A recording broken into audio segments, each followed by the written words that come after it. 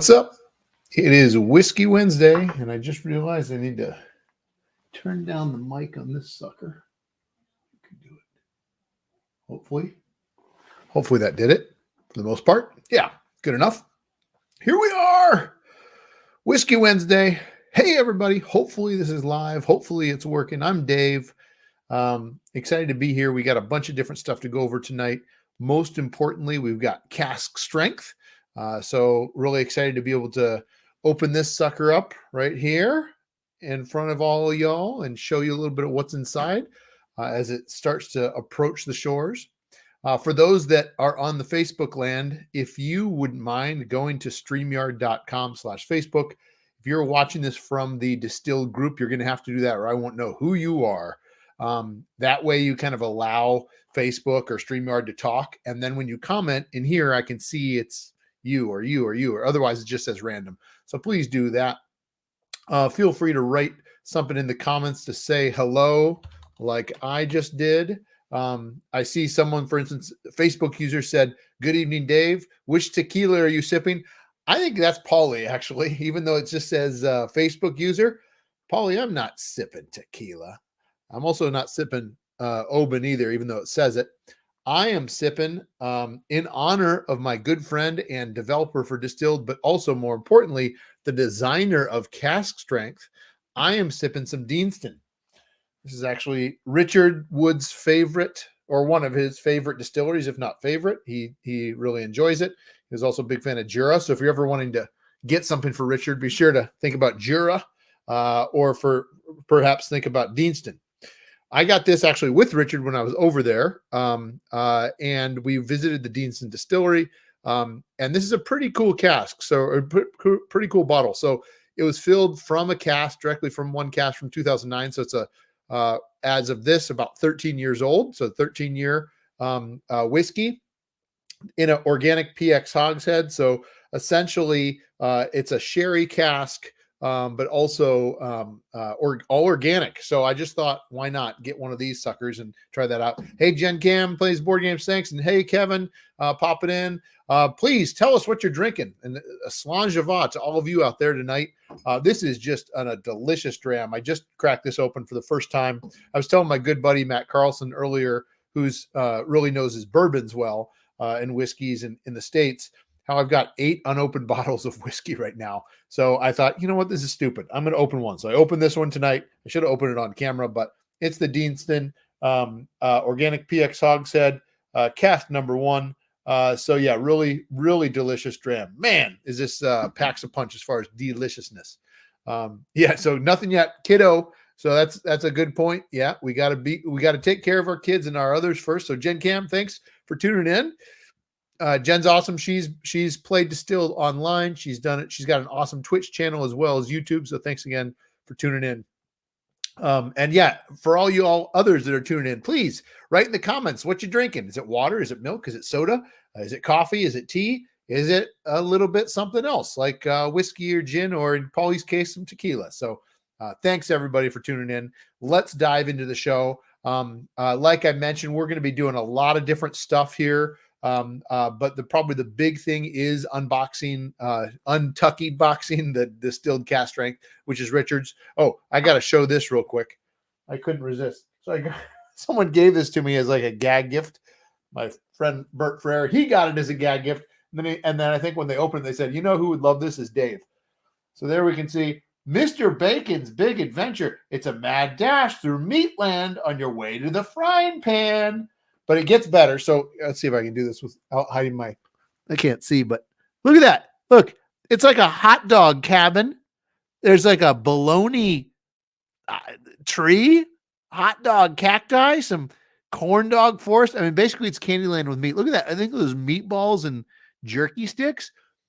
And then it just gets better on the back. It's like a bunch of bacon families sitting around playing the game. Good Lord. Isn't this ridiculous?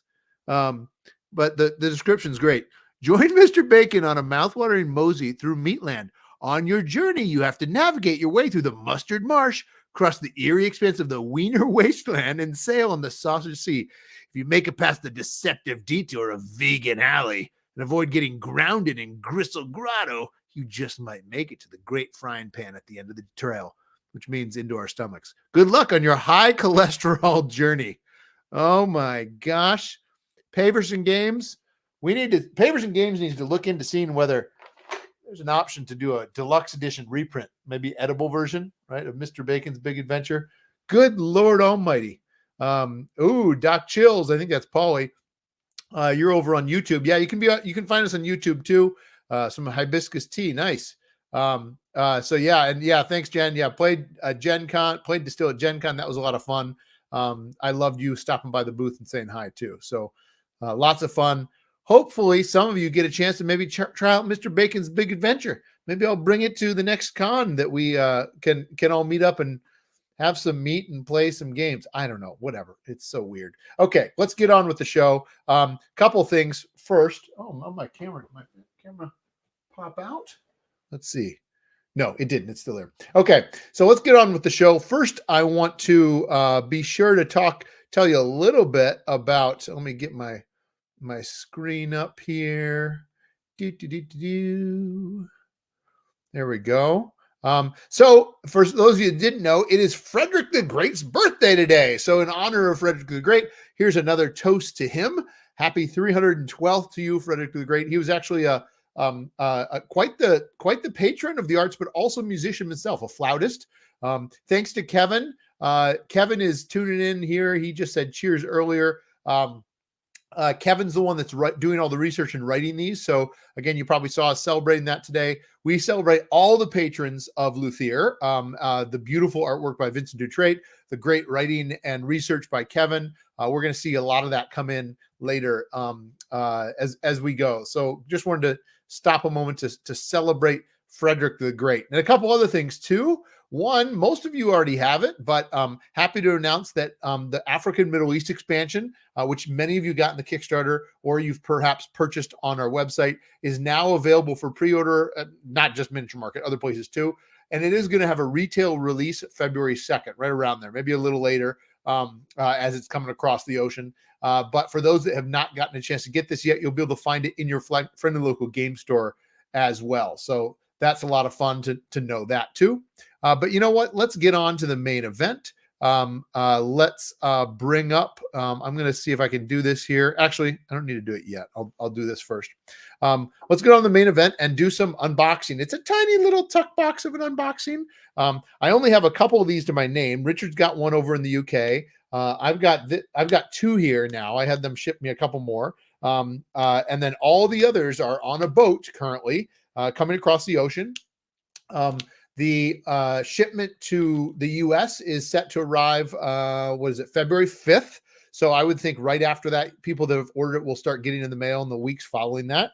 And then the shipment to the UK is arriving February 2nd, so a little earlier.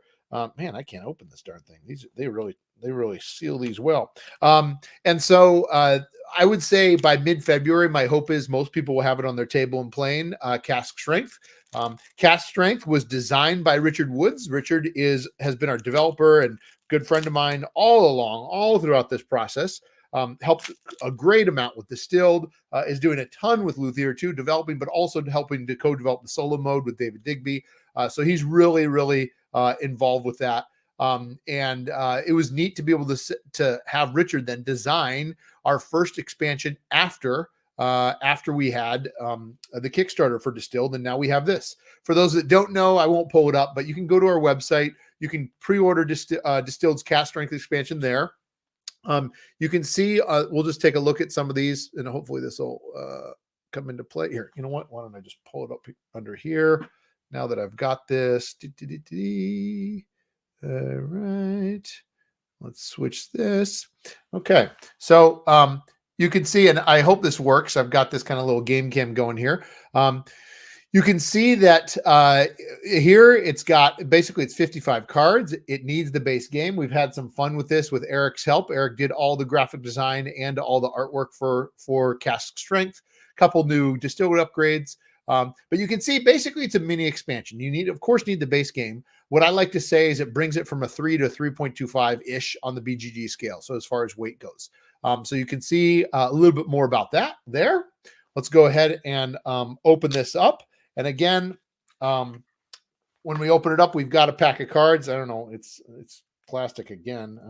I'll have to talk to the next time because it's not like we need, maybe we do need it for both, but I'm not sure if we need it necessarily for both. I think probably one is good enough. Although it does keep moisture out. It's just a pain to try and open these darn suckers. Oh, what am I doing? There's a one of those nice handy pull openers right here. Okay, so when you open it up, you're greeted by just a nice stack of cards. That's it. Thanks, Jen, for checking in. You can be able to see some of this later. And yeah, I see Good Night Dave from Facebook. When are you going to have the expansion in the Spanish version?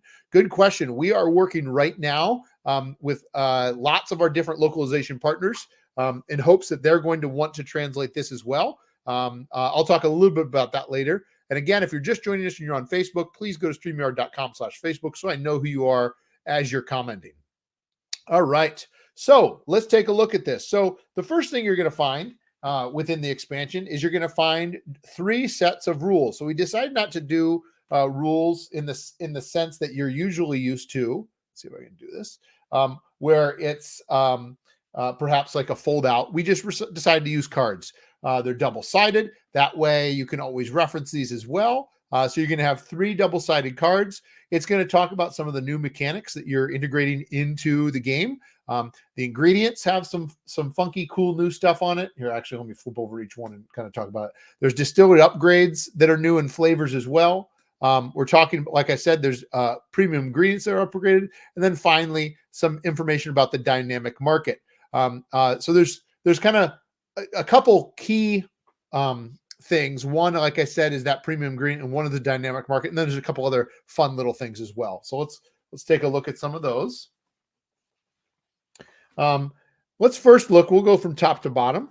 Let's first look at the 4 new distillery upgrades. These add just a little bit more oomph to them. So I'll put each one out and you kind of let you see. Obviously, the quality here is not perfect, but at least it'll help you a little bit. Hey, Rodrigo, thanks. Yeah. The Spanish version, we're hoping for it. Thanks for changing that. Now I can see who you are too. So you'll see each cask strength has a little red D there, so you know it's in cask strength. You can mix and match as you want. You don't have to have everything. You can put some of it in as well, so that's kind of excited too. The collector, you can see, is about working in the market phase. You can purchase a premium bottle straight from the truck.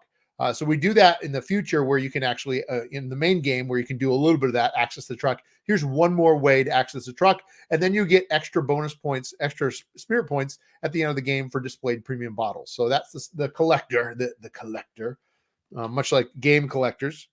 Yep, Paulie said something about the Moonshiner, and we are so excited. This is my favorite card. This is my favorite card. Eric did a fantastic job here. So you can see the Moonshiner, you can choose to make moonshine. This has actually been a request of a lot of people in the game to be able to deliberately make moonshine, since you can't really do that.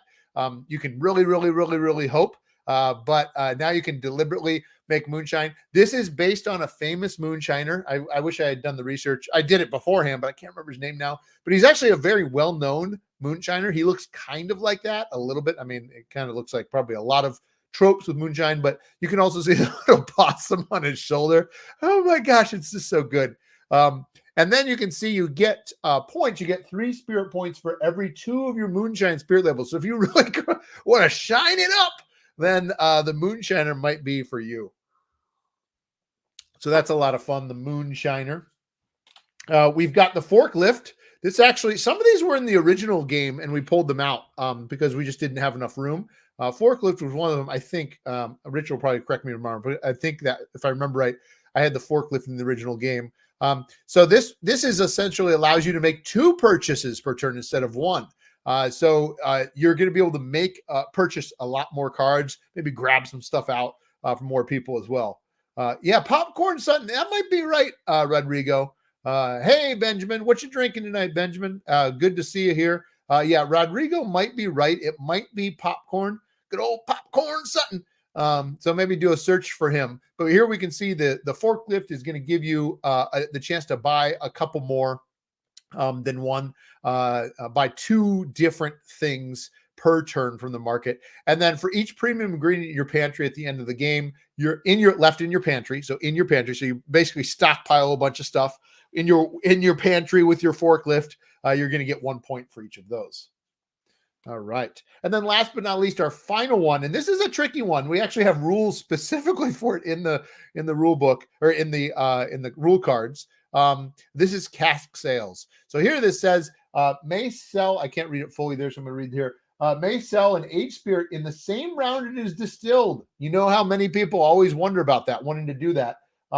You do not add a bottle, and the barrel must be discarded.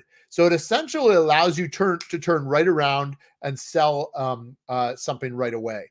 So kind of a fun mechanism, but also this is a real thing. When you distill alcohol and you put it in casks, it's a big market. You sell, distilleries will sell casks to people. They will buy them, they will let them age, and they will decide when to open them. So it's a kind of a fun play on that. Again, thematically accurate.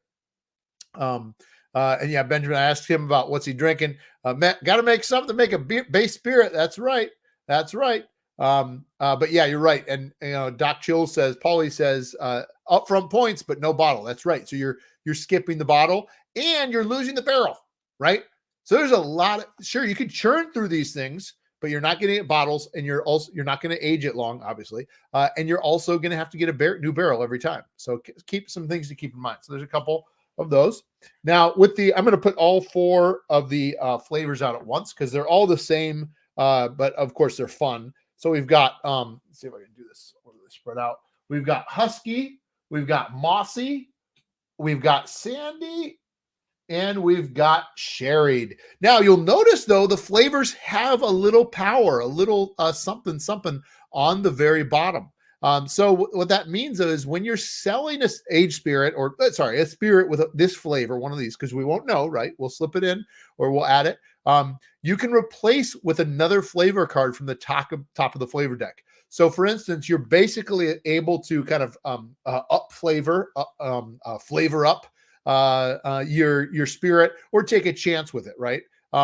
So basically, let's say I've got the sherried in my stack, and it's worth 1 money. Then what I could do is maybe I've got, I don't know. Let's see. Which one should I go with? Maybe I've got horse blanket, and I want to take my chances. I can get rid of horse blanket and draw something from the top of the deck. So it gives you a little bit more of a specialty there as well. So kind of cool stuff there with those flavors. You can see all the same price, some more fun flavor text as well. So a couple others to add to the mix there. So those were not obviously new mechanics. Well, I mean, they're new cards with some new effects. But now let's get into one of the 2 new entirely additional gameplay elements. Now, this has been designed so that you can add or add all or some. So for instance, the first one I'm going to show you could add that and not add the ingredients I'm going to show you later, or vice versa. Think of it as kind of little modules you can add. I think most people just dump it all in, but keep that in mind.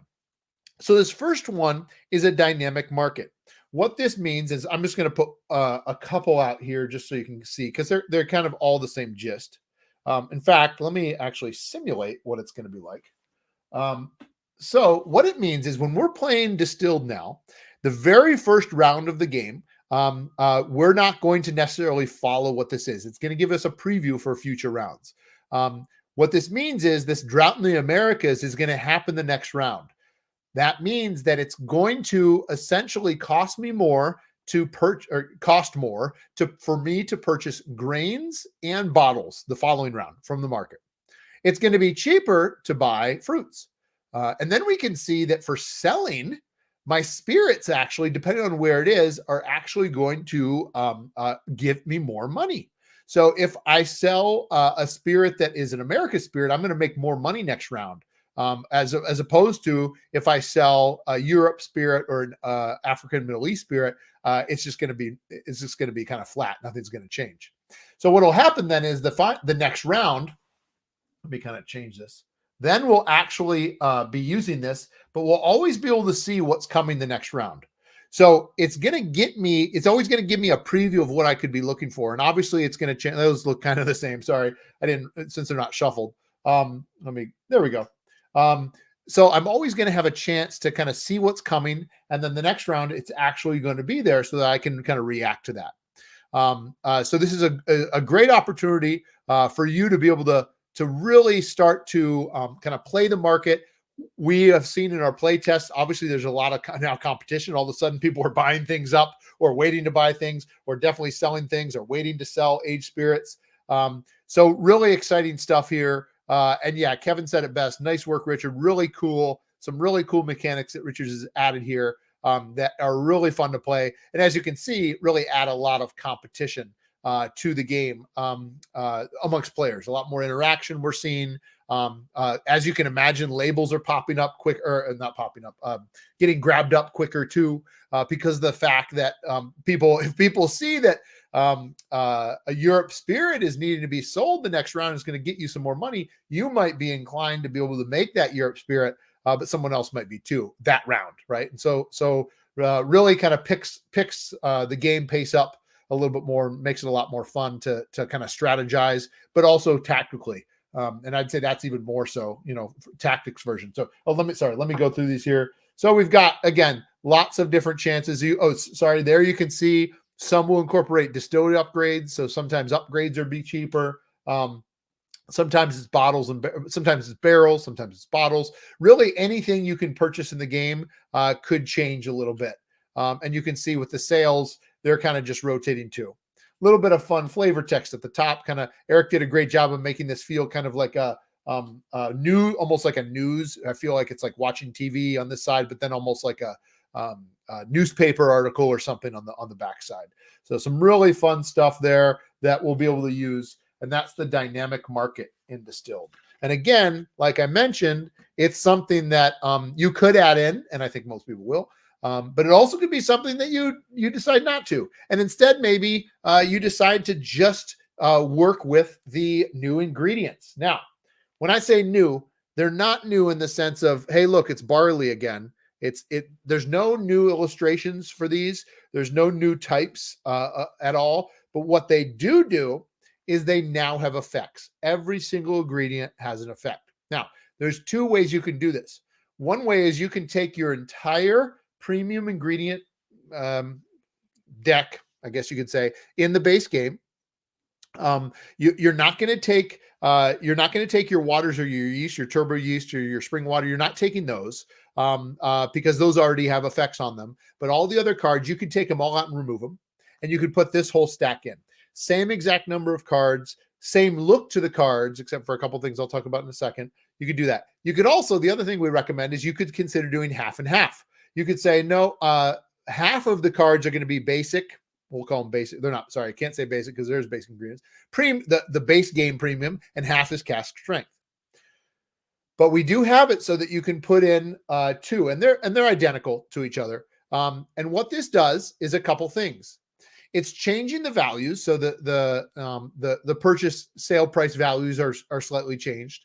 But most importantly is the effect. So for instance, this one, barley says when selling, so when you're selling the spirit, you're going to earn 1 coin, 1 money for each other grain card included. So if I have a bunch of different grains, they could be basic grains, they could be other grains, then I'm going to get extra money. Okay. Every single card has something. So this one's points. You're going to get points for extra ones. I'm just going to go through these. I didn't shuffle them. I took them right out of the deck, but you can see after selling, may immediately purchase 1 ingredient at a 1 coin discount. So it's not just getting points and money. It's sometimes giving you some effects as well. The rice, we'll just keep going through these. Rice after distillation, if this card is in the spirit stack, add a basic grain card to your pantry. So you're getting a free grain card there. So again, lots of different effects that are happening. I'll just keep going through some of these. Rye, when selling, earn 1 money for each water card that's included. Sorghums, after distillation, if this card is in the spirit stack, add an alcohol card to your pantry. So again, you're adding other things. When selling, earn a money for each yeast card included in the stack, right? So again, you could do all of them. Oh, and Paulie asked, do you not recommend adding all of them together? Well, and I'm guessing what you mean, Paulie, is the base game ingredients and these.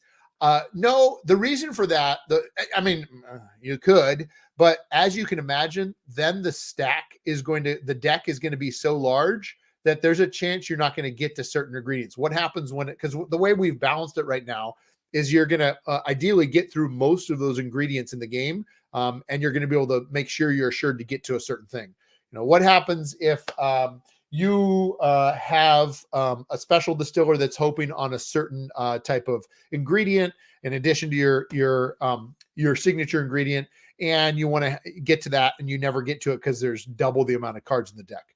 So I guess you could, but we don't recommend it. We mention in there that you're either going to replace all of the base game premiums with all of these, or we recommend, and I actually think it would be kind of cool to do this. I think it would actually make it a little bit more interesting, is half and half, where then you've got some cheaper cards because they're cheaper, right? So this wheat, I wish I had the base game, but you can check yourself.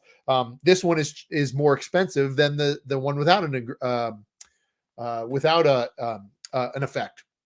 So again, I won't go through all these because, as you can imagine, they kind of repeat in that same type, right? So they embrace that same one with that type. But for the most part, again, lots of really fun stuff. And we've got all the different cards, all the different ingredients doing different things. So again, as I've mentioned there, we've got a couple different things going on. We've got 4 new distillery upgrades. Let me pull this guy out. We've got 4 new distillery upgrades. We've got the dynamic market that's going to easily last you the whole game and then some. And then we've got the premium ingredients and some flavors that are just a little bit more fun too. So really, hopefully it's going to add a little bit to the game. Like I said, it's going to take it from like a 3 to maybe 3.25.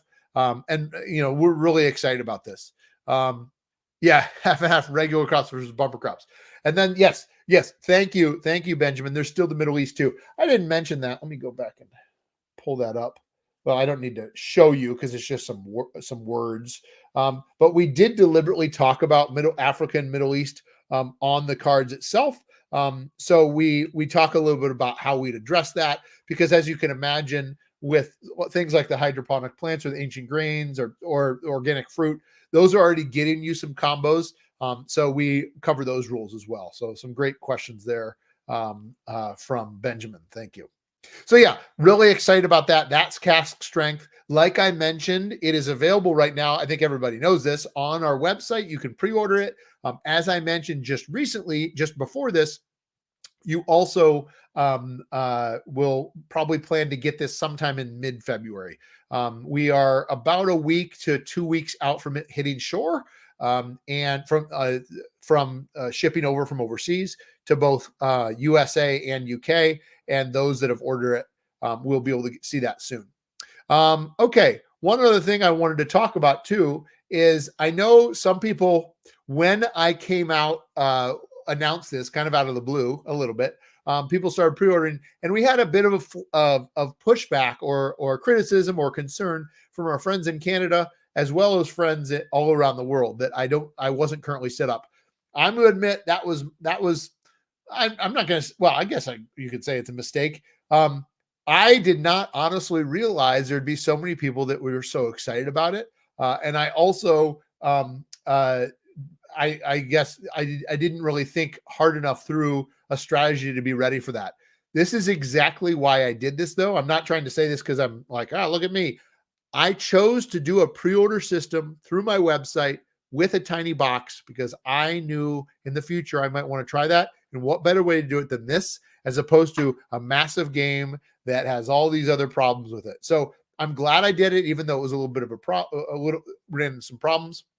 One of those was shipping, and I'm really sorry about that. And here I wanted to pull you up my shipping chart that I have to follow when I have to ship to Canada. So my Canadian friends right now, hopefully you can see that. Maybe I can zoom in on that. I don't know if that'll work. Yeah. My Canadian friends, many were not very happy about the amount it cost to ship. This is the shipping cost I have to pay Quartermaster Logistics to ship a freaking deck of cards up to you in Canada. Yes, that's right. 0.5. It's about that much weight. It cost me $25 to ship. I'm eating money to ship it up to you right now because I think it's 20 if I remember right to ship it up there. It's a real problem, and there's nothing I can do about it unless I figure out a way to get a bunch up there. They don't currently have a partner up there that I can work with to say, hey, let's ship a pallet of stuff up or cases of stuff up there and then do it. They don't have a partner up there. And it's too bad because some people might say, well, it's not that much for a Kickstarter. Like, what's going on, Dave? Well, the reason why this is such a problem is because when I do a Kickstarter, I do ship a massive amount up there and they fulfill it for me. But when I sell stuff through my website, I can't do that. It's shipped each piece. You can see it's FedEx International Ground. Now, what's interesting is if someone were to get a case of 48, so I'm not telling anyone to do that unless they want to, they could buy a case of 48. And then at that point, actually it'd be free shipping for them because it's free shipping over 150 on my site. And then they could then distribute them up in Canada. And you can see it's not that much different. It's only like $20 different to ship 20 pounds worth up to Canada as opposed to 0.5. So it's a real problem. There's not much I can do about it unless I want to eat so much money to get it up to you all. So I'm really sorry about it. I'm really bummed. There's just nothing I can do. Now, I am very happy to announce that I have figured out a way to work with Spiral Galaxy Games as well as QML to be able to ship things worldwide. So anyone that's tuning in, probably not right now in Australia, I'm happy to report that soon you will be able to get Cask Strength. But the bad news is, guess what, people? It's going to cost a lot to get it down there because it's the same concept. I've got to ship it all the way from the UK.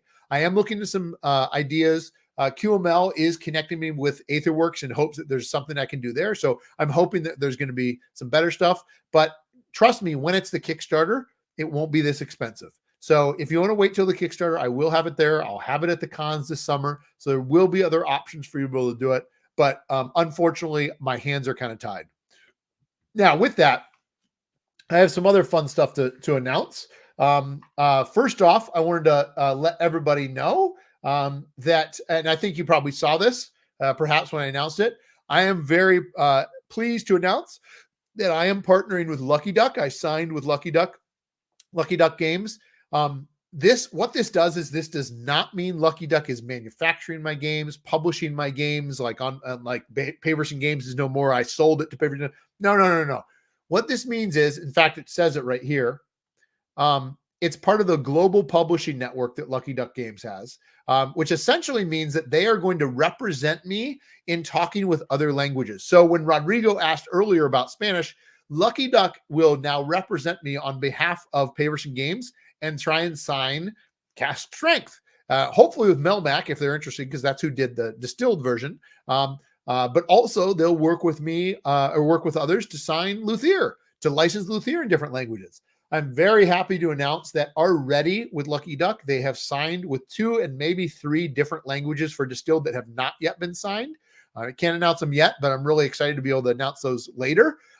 So they're already making waves there. And then I'm really excited about Luthier. I feel that with Luthier, we're deliberately trying to make a more affordable version and a deluxe version this time, as opposed to a super deluxe version like distilled. And so with that, I'm hoping there's going to be more people interested as well. So really excited about Lucky Duck. And just wanted to kind of announce that to everybody as well.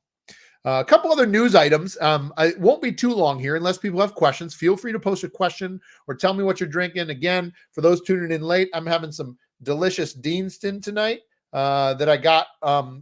It's Richard Woods, my friend, developer, designer, who designed Distilled Cask Strength. I'm having some in honor of him. It's a delicious dram. Let us know what you're drinking or ask a question if you have one as well, and put it in the chat and I can try and answer that. A couple other things I wanted to go over. I just wanted to give you a quick update on Luthier because with Luthier, we are moving along really well. So I thought I don't have anything really to show you yet because I want to wait until things are in a spot that are pretty final in certain cases to show you. Obviously, I showed you earlier the awesome birthday card from Frederick the Great, but more so a couple other things to talk about. We're really moving along with the graphic design. I'm really excited. We had some stuff for PAX, but I knew it was placeholder. It was stuff I wasn't too wild about and knew it was just placeholder because we were going in a different direction. And after that, we've been working really hard with the graphic designers to develop that. And of course, Vincent's doing some great work as well. with all the artwork. There's a lot there. Guillaume Tavernier, who's illustrating the main board, is also working hard at the main board too. So that's all coming together. The big thing, and yeah, Rodrigo, I say that. Can you ask a question related to a rule? For sure, of course. Brandy Apricot. Ooh, sidecar. Nice, Benjamin. Thanks for sharing. Delicious. Brandy, it's a good Wisconsin drink right there. And for sure, ask any rules you want. If I don't get to it here, Rodrigo, if it's pretty specific, I'm sure one of my distilled fans like Paulie might pop in and answer it for you as well. So be sure to feel free to ask a question. So with that, the other thing I wanted to announce is that Seth Barrier, my good friend and programmer at computer science professor at Stout, he helps us with our tabletop simulator scripting. That's very close. We've got the base game, we've got the rehearsal, which is kind of like first taste, and he's finishing up the solo mode. Once we get those and graphic design, it's going to be a public mod for anybody to play out there. So really excited about that. And then last but not least, probably the most important progress we've made lately is that Cody Reimer, who's our rules editor, as well as along with Richard, have been hard at work over this last month or so in finalizing the rules for Luthier. Now, the rules for Luthier are pretty crazy because it's a much more complex game than Distilled. There's a lot of symbology that doesn't rely on text like Distilled did. And so there's some beefy rules. The main rule book's going to be beefy. There's one. The rehearsal is going to be beefy. That's the first taste of the guided playthrough. And then it might or might not be another rule book. The solo rules are going to be beefy. For anyone that is a solo game player knows that the more complex the game, the more complex the solo rules usually are, because you have to manage that, especially if it's not just a solitaire game where you're playing. Arc Nova, the solo rules are not hard because the game already is fairly solitary. But if it's a worker placement game, you better believe it that there's going to be some pretty significant and beefy solo rules. For anyone that's played any maybe David Turtsey solo modes for some of the games out there that are heavier, it's kind of like that. I mean, it's not, the game isn't, but that the level of weight for the solo game is kind of like that. It's a little bit more complex. It's great.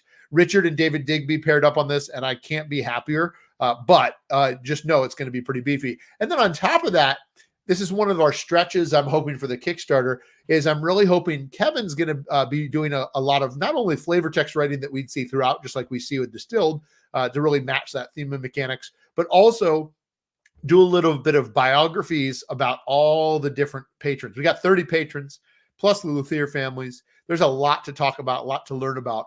And we thought it would be really fun to include that in the rules as well in some way. So lots to go into those. But again, with a beefier, bigger game, that comes with a little bit more as well. And you know me, I mean, I'm a professor. So sometimes that just happens. I see Rodrigo just wrote a big question there. Paulie, if you see that, it's posted on the Facebook. Feel free to answer, or someone else, and I'll try and get to it in a second at the end of this for sure. So thanks, Rodrigo, for putting that in. Okay, so let's pop into some more news. So this next one's a little bit big. I think it's big for me. Might not be for all of you, but for me it is. So you know that I designed Distilled, and Richard helped a great deal with the development and even some of the design. Richard did the Cask Strength, of course. Abe Burson is the co-designer with me for Luthier. Abe designed it about 10 years ago, and then I took it and really kind of broke it down to its foundation and then built it back up, kind of designing new mechanics, new ways. But I'm also realizing that as I want to continue to expand expand Luthier, but expand the company, I'm really enjoying the business side as well as the design side. I don't always have time to focus on my designs. So I have decided that I am going to start putting out a call for submissions for game designs. This is going to be, for most of you watching, this probably won't matter unless we've got some designers out there. But essentially very soon, probably later this week, I'm going to publicly advertise, start calling for submissions for Paverson Games to think about publishing future games. So this, of course, for Paverson Games, our mission is rich themes, exquisite experiences, essentially top shelf products, top shelf experiences. So you'll probably see me advertising this a little bit on social media, perhaps. I'm not sure what sort of deluge I'm going to get here, but I wanted to be sure to announce this because with Luthier, with Distilled, these things really take time, right? So it's not like we get the game, we put it on Kickstarter, and within a year you've got it. We're usually looking at 2 to 3 years because I'm a smaller company. It's just me. Richard's a developer that I help out with as well. But since I'm a smaller company, I like to take my time with this. I like to make sure that everything is crafted, and truly, I'm going to use that word, in the best way possible, presented to all of you as gamers in the best way possible. So we're really excited to start opening up call for submissions. But it's going to take a certain type of game, right? So it's not going to be, I have certain, in fact, here, wait, let me see here. I've got a spot on my website that talks about game idea submissions that people will then fill out a form. And they're going to have to make sure it falls into certain categories or fulfills certain things. It's not just any old game. There's a lot we need to look through. Yeah, thanks, Bob. Yeah, so we're really excited about that. Bob, I might know a young designer that might be interested in submitting something. Who knows? But seriously, really excited about moving forward with that. And in fact, the first place I'm probably going to be able to start to kind of talk about that a little bit is when I attend Protospiel, Minnesota. So I go to Protospiel, Minnesota every year. This is probably my all-time favorite convention. I mean, you might not call it a convention, but it's basically where game designers come together and they bring their prototypes for other people to play. So it's a chance for me to play some new prototypes. I'm not bringing Luthier. I'm not bringing other game ideas I have because I do have them. But instead, I'm just going to give back and play lots of games, but also maybe keep an eye out for maybe the next Paverson Games game. Because remember, this is actually where when I brought Distilled here for the very first time back in 2020, this is also where I played Luthier for the very first time. I didn't think I was looking for anything, nor was I have my own game company someday. But I played it there for the first time. So that stuff definitely happens. Really excited about that. The other place I'm going to be going very soon is Gamma Expo.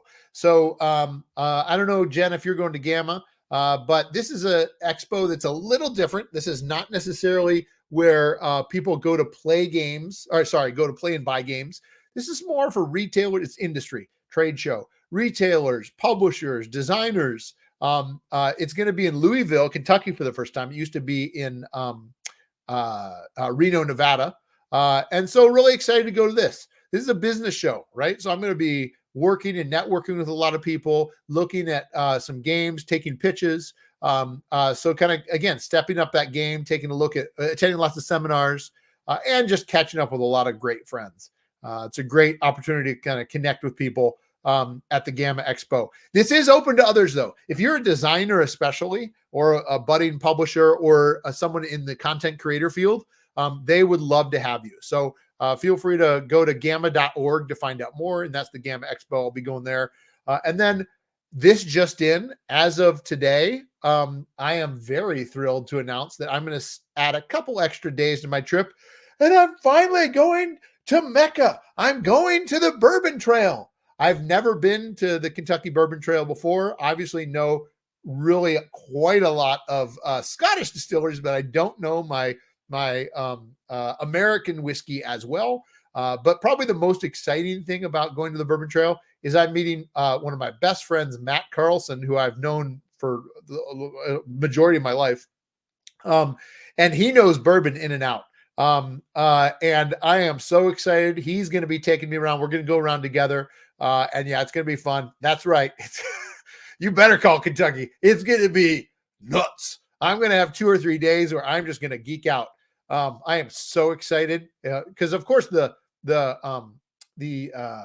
deal is in Louisville, right? So like the convention, the Gamma Expo is in Louisville, and then we're going to go to Bardstown, over to Lexington, Frankfurt. It's going to be a lot of fun. So I'm really, really excited. Adam Johnson, a friend of mine who's a backer of Distilled, fan of Distilled, and his wife, Mandy, they're connected to the whole bourbon industry down here too. So it's exciting to connect with them.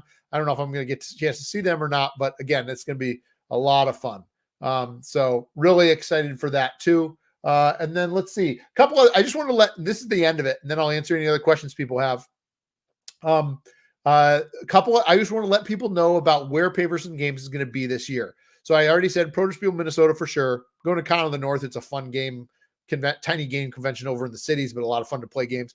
And then I'm going to Gamma in March. And then in late May, early June, I'm going to go to UK Games Expo again, hook up with all my UK friends, Richard and Liz and Tim and Demo and John. Oh my gosh, Ed, Tom. Oh no, now I'm going to have to name everyone. Jack.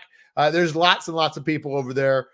It's going to be a lot of fun. We'll have Cask Strength for sale. This will be the first time Cask Strength for sale. And we'll have, of course, Luthier on play. I've got a massive booth this year, a little too big, I think. But it's going to be a lot of fun. So we'll be at UK Games Expo. And then last but not least, we'll be at Gen Con. So we'll be at Gen Con in early August. This will be, ideally, if everything goes right after the Luthier Kickstarter. So we'll have, of course, a Luthier to play there, or perhaps to pre-order as well if you miss a Kickstarter, but we'll be there too. So that's kind of our schedule for this year. I'm hoping that there's a possibility I get to go to Essen. I've never been, and I know I need to start doing that, but that's a pretty big jump. And so I'm not really sure if I'll be able to pull that or not. And actually to Jen's point, student teaching, as me as a professor, it's really hard to get away in the school year. So I'm not really sure if I'm going to be able to do that. So I feel you, Jen. I get what that's like. School year's rough. Thank God most of the cons are in the summer. Otherwise, I don't know what I'd do. So yeah, that's it. That's the Paverson Games updates. You've got the Cask Strength. Be sure to check that out if that looked interesting. If you haven't ordered it yet, that's on the website. You'll be able to get it probably by mid-February. We'll be at cons. I'm taking game submissions, so lots of stuff moving forward. Continuing to grow the Paverson Games team. And again, I want to thank all of you out there in Distilled and Luthier and Paverson Games land for not only tuning in, but also your support. Couldn't have done this without you, and probably couldn't have done Mr. Bacon's Big Adventure either. So I've got to break that one out at some point. And that's it. I'll leave you all with that. I will stick around and answer any questions anyone else has, but I think I'm going to end the stream now. And hey, everybody, Slanjava. Here's to the rest of your January, and here's to 2024. Bye-bye, everybody.